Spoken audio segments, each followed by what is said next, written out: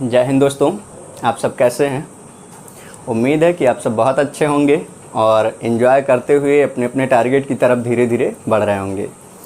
आप लोगों का इस डे नाइट एकेडमी जो ज्ञानधारा द्वारा संचालित है, आप लोगों का वेलकम है, स्वागत है। और उम्मीद है कि पिछले सारे अंक जिस तरह से आप लोग पसंद किए हैं, ये अंक भी आपको पसंद आएगा। आज हम लोग साइंस की स्टार्टिंग करेंगे और साइंस में जो मेरा तरीका है पढ़ाने का, मैं थोड़ा सा आपको बता दूं। मेरी सोच ये है कि मैं हर लेक्चर में 5 से 10 प्रश्न चुन के लाऊंगा जो अलग अलग परीक्षाओं में पूछे गए हैं, काफ़ी महत्वपूर्ण हैं, और उन्हीं के अंतर्गत हमारा लेक्चर होगा। आप एक प्रश्न में कम से कम 100 प्रश्नों के उत्तर छिपे होंगे, इसलिए बिना किसी प्रश्न को स्किप किए हुए आप एक तरफ से देखिए।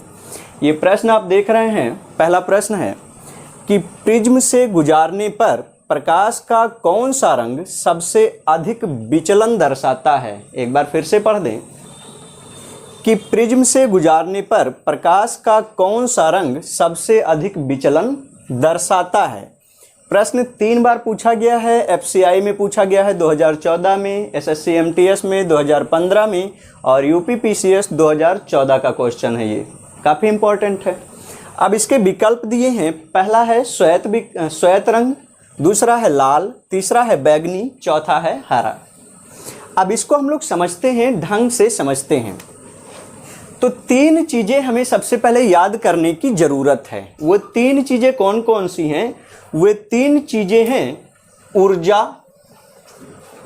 प्रकाश की ऊर्जा के बारे में पूछता है। वो दूसरी चीज़ है तरंग दैर्ध्य,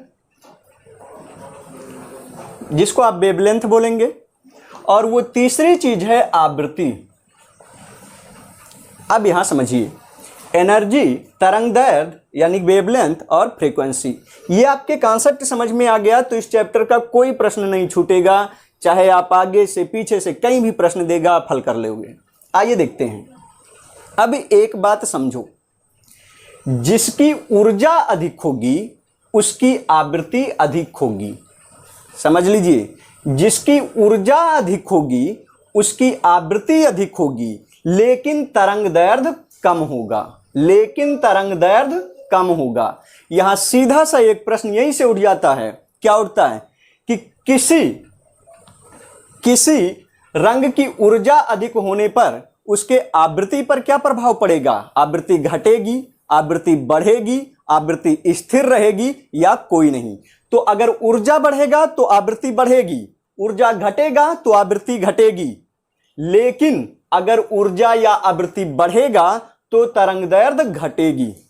ऊर्जा और आवृत्ति बढ़ेंगे लेकिन तरंग दैर्ध्य घटेगा। आवृत्ति बढ़ाई जाए तो तरंग दैर्ध्य पर क्या प्रभाव पड़ेगा? तरंग दैर्ध्य भी घट जाएगा। ये बात समझ में आ गई। अब इसी से संबंधित है आपका ये क्वेश्चन। एक बात और जानिए, पर यहां पर रंग की बात कर रहा है कि कौन सा रंग सबसे अधिक विचलन दर्शाता है। विचलन मतलब विक्षेपण करता, इधर उधर भागता है। तो रंग का जो निर्धारण होता है वो किसके द्वारा किया जाता है? क्वेश्चन बहुत इंपॉर्टेंट है, कई एग्जाम में पूछा गया है कि प्रकाश के रंग का निर्धारण कौन करता है। इन्हीं तीनों में आपका उत्तर है। मैंने कहा ना कि जो लाइट आपका चैप्टर है वो इन्हीं तीनों को अगर आप समझ गए तो समझ गए। तरंग दैर्ध्य, पहला क्वेश्चन ध्यान रखिए कि प्रकाश के रंग का निर्धारण किसके द्वारा होता है? तरंग दैर्ध्य के द्वारा होता है। ऊर्जा बढ़ाने पर तरंग दैर्ध्य क्या होगा? घटेगा। तरंग दैर्ध्य बढ़ाने पर ऊर्जा क्या होगी? घटेगी। आवृत्ति क्या होगी? वो भी घटेगी। ये बात समझ में आ गया? आगे बढ़ते हैं। अब ऊर्जा को मापते किसमें है? जूल में। ऊर्जा को किसमें मापेंगे? जूल में। तरंग दैर्ध्य का मात्रक क्या है? तरंग दैर्ध्य को किसमें मापते हैं? एंगस्ट्रम में मापते हैं। किसमें मापते हैं सर? एंगस्ट्रम में मापते हैं। आवृत्ति को किसमें मापते हैं सर? हर्ट्ज में मापते हैं। आवृत्ति को किसमें मापते हैं? हर्ट्ज में मापते हैं। अब अपने प्रश्न की ओर चलो। चूंकि ये प्रिज्म से प्रकाश की बात कर रहा है, प्रिज्म से बात कर रहा है प्रकाश के रंग की, तो एक बात बताओ, प्रकाश में कौन कौन से रंग हैं? कितने रंग हैं? तो सर 7 रंग हैं। कितने रंग हैं? 7 रंग हैं। वे 7 कौन कौन से हैं? तो उनको हम लिखते हैं VIV, GY वो आर, ये तो बोलते हैं विबग्योर, BIBGYOR। बी मतलब वायलेट, मतलब बैगनी।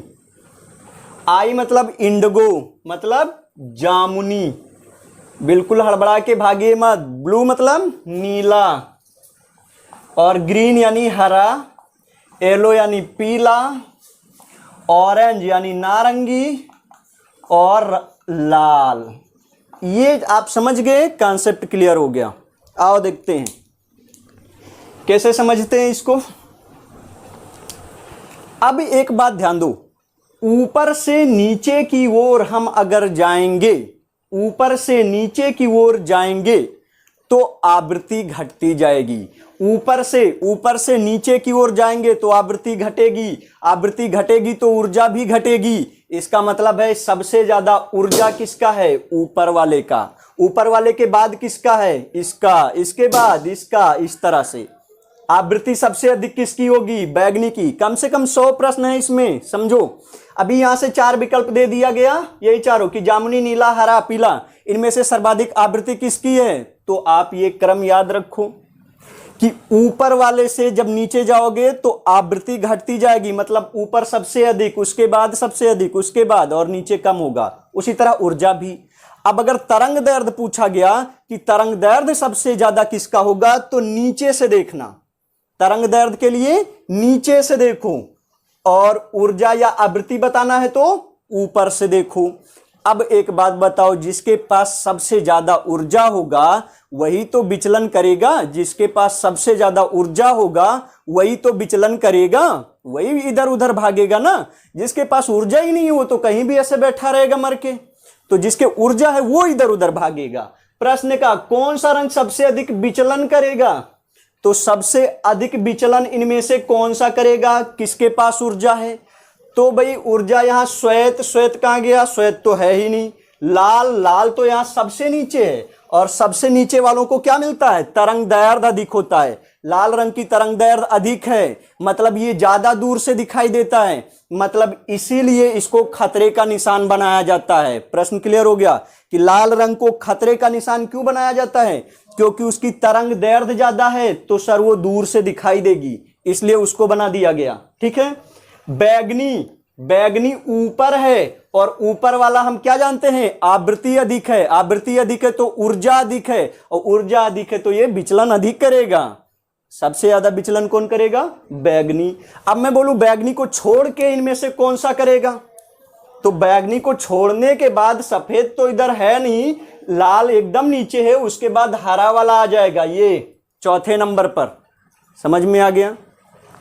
तो इस तरह से आपके प्रश्न पूछे जाने हैं। कभी कभी आपसे इन्हीं रंगों को देकर के तरंग दैर्ध्य पूछता है। आप तरंग दैर्ध्य के लिए नीचे से देखना, ये सबसे ज्यादा, उसके बाद ये, उसके बाद ये। आवृत्ति या ऊर्जा पूछेगा, आप ऊपर से देखना। और प्रकाश के रंग का निर्धारण कौन करता है? तो प्रकाश के रंग का निर्धारण उसकी तरंग दैर्ध्य के द्वारा किया जाता है। समझ में आ गया इतनी चीजें? ये पहला क्वेश्चन कंप्लीट हुआ। हम लोग आगे बढ़ते हैं। प्रश्न है कि प्रकाशिक तंतु किस सिद्धांत पर कार्य करता है? ये प्रश्न जो है यूपी पीएससी में 2013 और 2011 में पूछा गया, CGL 2014 में पूछा गया, और कई एग्जाम में पूछा गया जिनके नाम हमने यहाँ मेंशन नहीं किया है। प्रश्न एक बार फिर से कि प्रकाशिक तंतु किस सिद्धांत पर कार्य करता है। यही थोड़ा सा एग्जामिनर ने आपको घुमाया है, इसको हिंदी में दे दिया है। प्रकाशिक तंतु की इंग्लिश होती है ऑप्टिकल फाइबर। ऑप्टिकल फाइबर किस सिद्धांत पर कार्य करता है? अगर ऐसा है प्रश्न, ऐसा होता तब तो आप तुरंत हाँ सर ये हो सकता है। अभी हिंदी में दिया है प्रकाशिक तंतु किस सिद्धांत पे काम करता है, तो इसके लिए हमें प्रकाश के सारे गुणों को समझना है। क्या करना है? प्रकाश के सारे गुणों को समझना है। तो आइए समझ लेते हैं सारे गुणों को थोड़ा सा। तो देखिए, प्रकाश के सारे गुणों को समझना है। सबसे पहले ये कोई समतल प्लेट है, कोई समतल प्लेट है। भौतिक विज्ञान में जब समतल प्लेट की बात करते हैं तो या तो हम कांच को मानते हैं या फिर जल को मानते हैं, या फिर कांच को मानते हैं क्योंकि कांच एकदम बराबर होगा ऊपर से, या फिर जल का ऊपरी सतह मानते हैं जो समतल प्लेट होगा। समझ में आ गया? अब इस पे ये मानते हैं कि सूर्य का प्रकाश पड़ता है, सूर्य यहां है और किरणें क्या है, आती हैं। किरणें क्या है, आती हैं।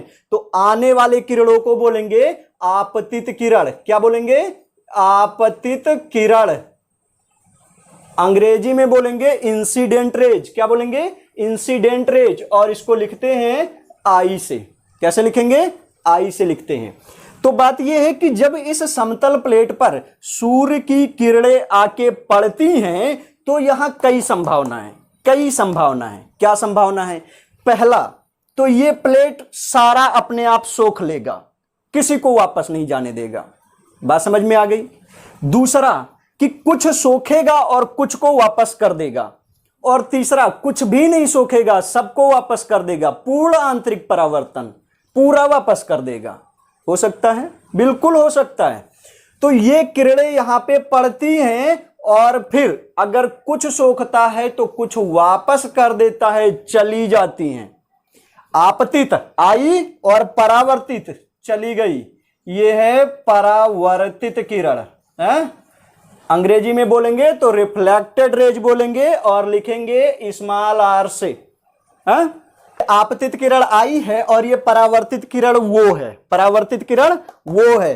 दोनों प्लेट पे जिस जगह पर मिली हैं उसको कोई भी नाम दे दो जहां पे मिली हैं।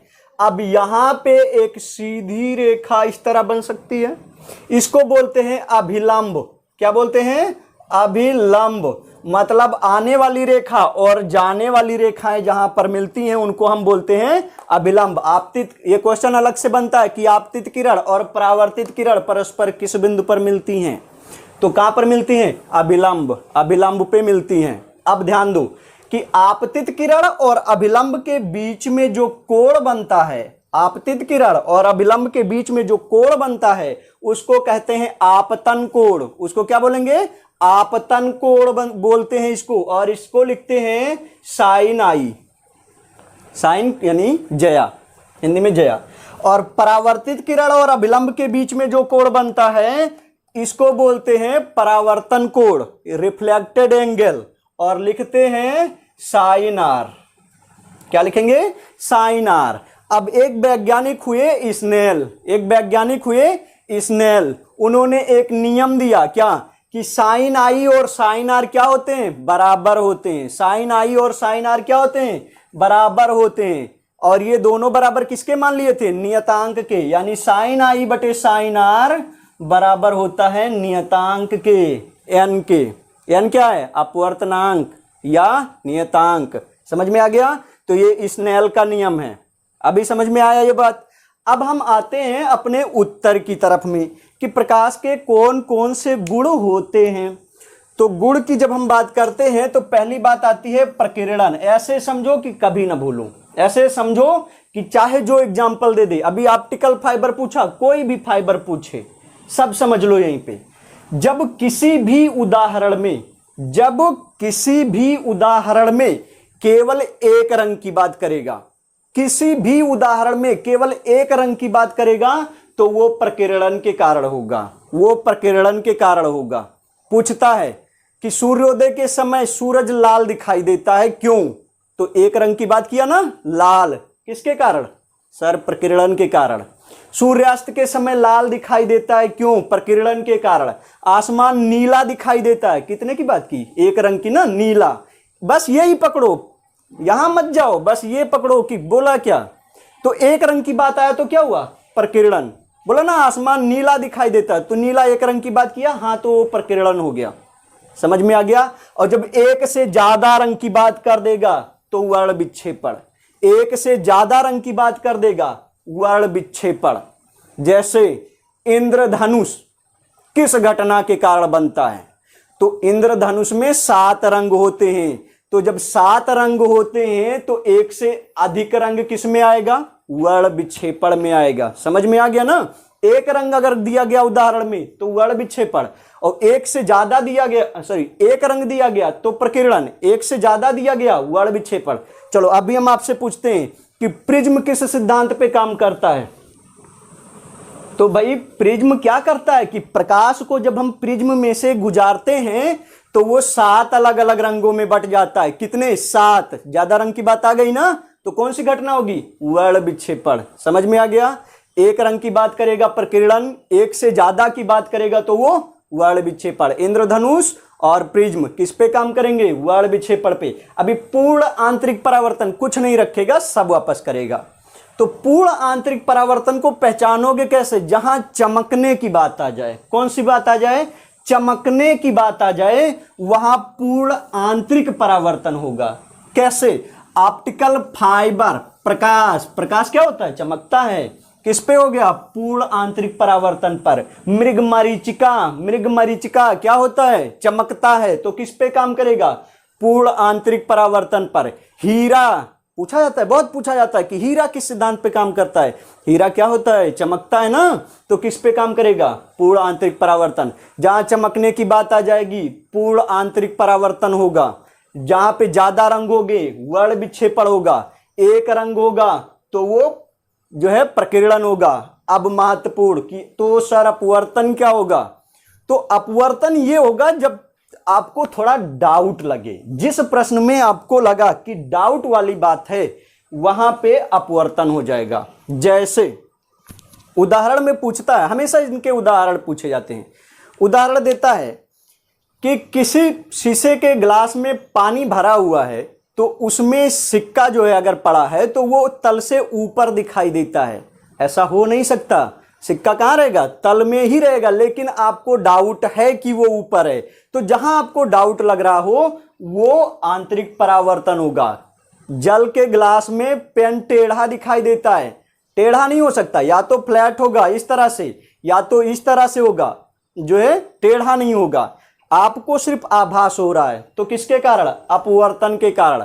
अब अगला एग्जांपल कि आकाश में तारे टिमटिमाते हुए क्यों दिखाई देते हैं? बहुत अच्छा प्रश्न है कि आसमान में तारे टिमटिमाते हुए दिखाई देते हैं प्रकाश की किस घटना के कारण? तो एक बात बताओ, हम जानते हैं कि जो तारे हैं, तारों तक पहुंचने के लिए पहले 5-5 परतें हैं, क्षोभ मंडल, समताप मंडल और जो भी मंडल है ना। तो इतने सारे जब लेयर हैं, तो हम ये तो नहीं कह सकते कि नहीं ये वाला तारा ठीक मेरे सामने है।